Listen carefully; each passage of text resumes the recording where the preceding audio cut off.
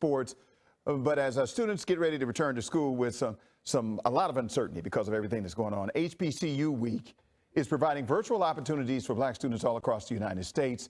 So without further ado, HBCU graduate, ambassador, and host of ESPN, Stephen A. Smith joins me now. Hey. Good morning to you, Stephen A. Smith. Winston-Salem State Rams. What's going on? How you doing? How you doing? Thank you for having me. Well, I appreciate you making time for us. I know you're a busy man. So let's start off talking about HBCU Week, first of all, because this is an opportunity for a lot of students to get in front of a lot of different colleges, a lot of different HBCUs, maybe some Winston-Salems or maybe some Jackson States of the world. Tell me about that.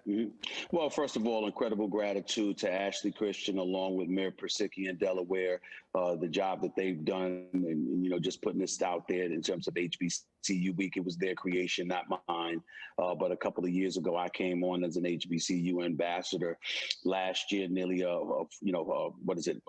4,000 people registered and what have you, over $4 million in scholarships we're giving out. This year, that number in terms of pre-registration reached over 6,000. We've generated in excess of $10.4 million in scholarships for students to go to HBCUs over the last couple of years. So it's something that's near and dear to my heart. Things are going well and what have you. Could be better, though. Could be better from the standpoint that obviously because of the coronavirus pandemic, folks were not able to have ACT and SAT scores to send in because all of that stuff was put on hold. So as a result, you have certain institutions like a Bowie State, for example, that had 273 students pre-register last year, and this year that number was 0. Why? Because it was compromised because of the pandemic, and somehow, some way, the education system has to do a better job of making sure that SAT scores and ACT scores and tests and things of that nature are still in go, because if that happens, then obviously people would have meet the qualifications to pre-register and ultimately gather themselves a scholarship. So we are doing well. We're moving forward. This is something that's going to continue to grow. Make no mistake about it. But we've got to pay attention to what's going on right here. Over 30 schools, or over 30 HBCU schools are participated. So we're very, very happy about that. And again, we're moving in a very positive direction. And things are going great, really great.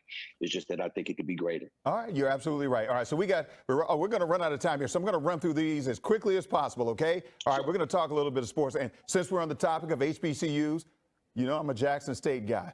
Prime time is the coach at Jackson State. You're a Winston-Salem State guy. You're a Ram. I'm a Tiger. Deion's a Tiger. What does Deion Sanders going to Jackson State mean, not just for Jackson State, but for HBCUs? Well, what you're talking about is one of the greatest football players who've ever lived, a Hall of Famer, unquestionably the greatest cornerback that ever played the game of football, and he is now an HBCU coach. So when he walks into your room to recruit you, into your home to recruit you, obviously you're expecting things to go well. Plus, he's going to bring an elevated profile to Jackson State, and as a result, HBCUs entirely. I think it's an incredible thing, and I'm a personal friend of his, and I know how passionate he is about coaching. So he's not the only one that benefits. Jackson State clearly benefits, but more importantly, all of the HBCUs benefit just by having his presence associated with them. All right, hopefully he can get us some more Walter Paytons, Lem Barneys, Robert Bazills, and Jackie Slaters to come out, and some more Wisdom Martins as well to come out. You know those names. All right, so look, let's pivot here and talk politics, because we're in political season right now. In the past, sports was sports and politics was politics. One of your former colleagues, Jemele Hill, got into a lot of trouble because she said some political things on ESPN when she worked there. Nowadays, though, it looks like it's completely changed, where it's okay for commentators and sports people to talk about politics all the time now. Your take on what's going on with that and why this is okay now and it wasn't okay back then? Well, it's not that it wasn't okay back then. It's just that you needed a sports angle to address it, and if you were going to address it, it's appropriate to address it at the place you work as opposed to on Twitter.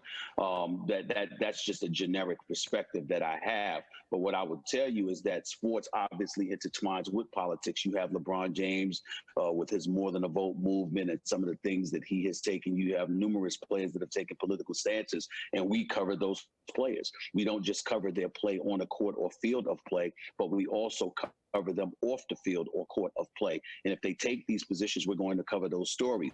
Colin Kaepernick is another example. And so when you look at those kind of things transpiring, the fact is everything is meshed together. Everything is intertwining. It's unavoidable. And it would be foolish to act like it is something that we can avoid, because our job is to ingratiate ourselves with the viewing and listening audience. And if this is what they're passionate about and it's on their mind and there's any kind of connection to the world of sports, then we have an obligation to address it. I think that's something that ESPN, under the leadership of Jimmy Pitaro, obviously understands. And that's why he sat up there and said, hey, you guys got to do what you got to do. All ESPN asks is that we make sure that somehow, some way it's related to sports. And we're not instigating political conversation as if we're political aficionados, because we are not. There are people out there that are specialists in that field. That is not our specialty. Doesn't mean we're not qualified to talk about certain subjects, but we also have to feed our viewers and our listeners. When they come to ESPN, they expect sports to be at the forefront of our mind. And I don't have any problem with the president mandating that we live up to that. All right. Before we go, we're out of time, but I got to get your take on this, because this is what you are an expert in. The Lakers. I saw you talking about the Lakers last night. It's over. It's over. It's over. Okay. Okay. It's over. Will Miami win a game? They're not. They might win a game, but they're not. The Lakers are not losing in this series. It would be a miracle as far as I'm concerned. First of all, because they're not the better team. LeBron and AD and the Lakers are. But secondly, and more importantly, with the plethora of injuries that Miami sustained last night, I don't see how they can hold up. Bam Adebayo, shoulder injury. Gordon Dragic, plantar fascia.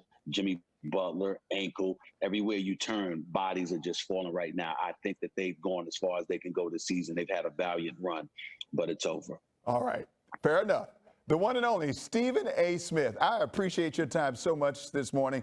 I'm doing my podcast. We'll get to all that later. We'll get to all that later. Stephen's got to go. He's got work to do. All right. Go ahead, Winston-Salem State Ram. Jackson State Tiger over here. All right. Take care, sir. Appreciate it. All right. See you at NABJ whenever the next time we have it.